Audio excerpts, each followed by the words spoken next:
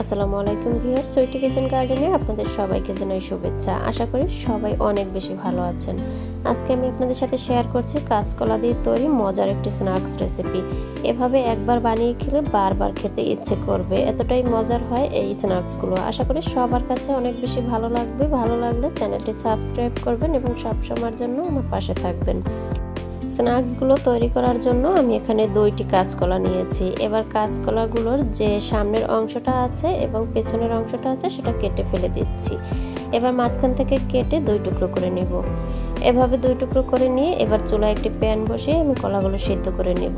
আর সিদ্ধ করার জন্য সামান্য একটু হলুদের গুঁড়া দিতে হবে, তারপর ঢাকনা দিয়ে ঢেকে রেখে দেব সিদ্ধ হওয়া পর্যন্ত। কলাগুলো সিদ্ধ করা হয়ে গেলে এবার নামিয়ে নিচ্ছি। নামিয়ে নিয়ে কলাগুলোকে ঠান্ডা করে তারপরে খোসা ছাড়িয়ে নেব। আর এটা কিন্তু অবশ্যই ঠান্ডা করে নেবেন, তা না হলে কিন্তু হাতে গরম লেগে যাবে। এবার সিদ্ধ করা কলাগুলো আমি হাত দিয়ে একটু মেখে নিচ্ছি। কলাগুলো মেখে নেওয়া হয়ে গেলে এবার এখানে আমি কলার সাথে অ্যাড করব সিদ্ধ করে রাখা আলু। আর এখানে আমি মিডিয়াম সাইজের 2টি আলু নিয়েছি। আলুগুলোকে গ্রেট করে নিয়েছি যেন আলুর কোনো ছোট বড় টুকরো না থাকে। কলার সাথে আলুটা অবশ্যই অ্যাড করতে হবে, তা না হলে কিন্তু এই স্ন্যাক্সগুলো খেতে ভালো লাগবে না।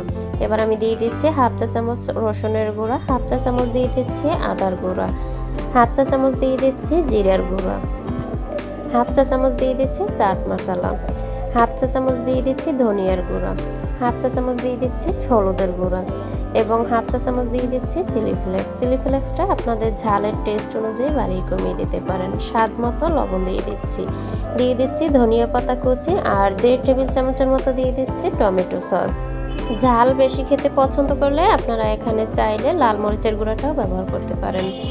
এবার আমি এখানে বাইন্ডিংয়ের জন্য দিয়ে দিচ্ছি 2 টেবিল চামচ কর্নফ্লাওয়ার। সব শেষে এবার এখানে আমি দিয়ে দিচ্ছি 1 চা চামচ ঘি। আর ঘি দিয়ে খুব ভালোভাবে মেখে নিলে দেখবেন যে খুব সুন্দর একটি ফ্লেভার আসছে।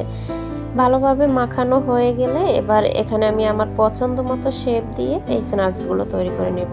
স্ন্যাক্সগুলো তৈরি করার আগে হাতে একটু ঘি বা তেল লাগিয়ে নিতে হবে, তাহলে দেখবেন যে এই স্ন্যাক্সগুলো তৈরি করার সময় হাতে লেগে যাবে না।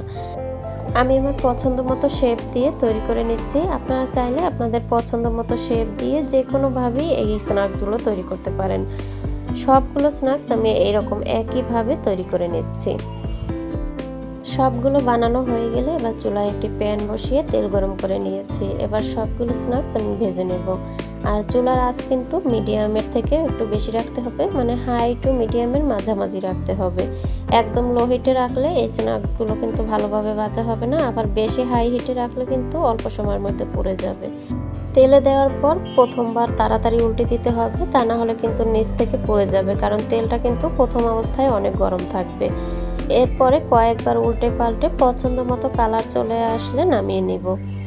এভাবে সবগুলো স্ন্যাক্স আমি একইভাবে ভেজে নিচ্ছি। কাঁচকলা দিয়ে একবার হলেও এভাবে এই স্ন্যাক্সগুলো তৈরি করে খেয়ে দেখবেন, বারবার খেতে ইচ্ছে করবে। আর এভাবে একবার বানিয়ে বাসার সবার মন জয় করতে পারবেন। অতিথি আপ্যায়নেও ঝটপট এভাবে বানিয়ে নিতে পারবেন। আশা করি সবার কাছে অনেক বেশি ভালো লেগেছে। ভালো লাগলে একটি লাইক দিবেন এবং সব সময়ের জন্য আমার পাশে থাকবেন। সবাই অনেক বেশি ভালো থাকবেন, সুস্থ থাকবেন। আল্লাহ হাফেজ।